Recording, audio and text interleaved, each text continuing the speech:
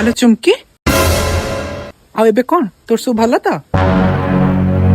ତୁ ଏବେ କରୁଛୁ କଣ? ଜାଣିଛୁ ମୋ ସ୍ୱାମୀ ନା ଇଞ୍ଜିନିୟର। ତୁ ବୋଧେ ଏପର୍ଯ୍ୟନ୍ତ ବାହା ହେଇନୁ? ମୋର ନା ଝିଅ ବୟସରେ ବାହା ହେଇକି ହାତରେ ଛୁଆ ଧରିବାର ଇଚ୍ଛା ଜମାରୁ ବି ନାହିଁ।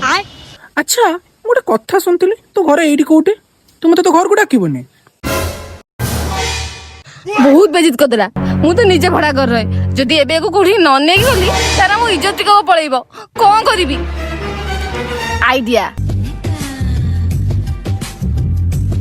ଆଚ୍ଛା ହଉ, ତୁ ଯଦି କହୁଛୁ ତାହେଲେ ମୁଁ ତତେ କାହିଁ ଆମ ଘରକୁ ନେଇକି ଯିବିନି। ଚାଲେ।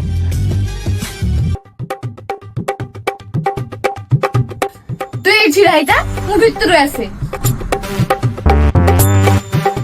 ଆରେ ଚୁମକିଟା ତ ଭଲ ଘର। ଚୁମକି ତାର କଣ ସବୁ ସତ କଥା କୁହେ?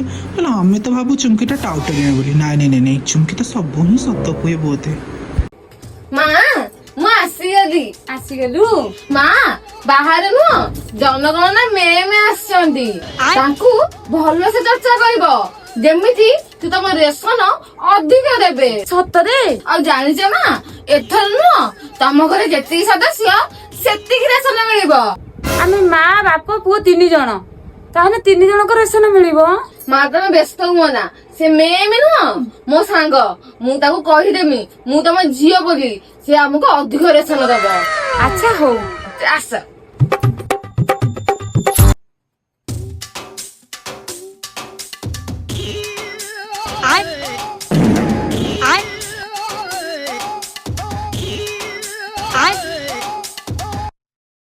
ଓ ମୁଁ ଆସୁଛି। ଓ ଚୁମକି, ମୁଁ ଆସୁଛି। ଆଉ ଥରେ ଆସିବ? ମ୍ୟାମ୍ ଆମର 4 ଜଣ ପରିବାର।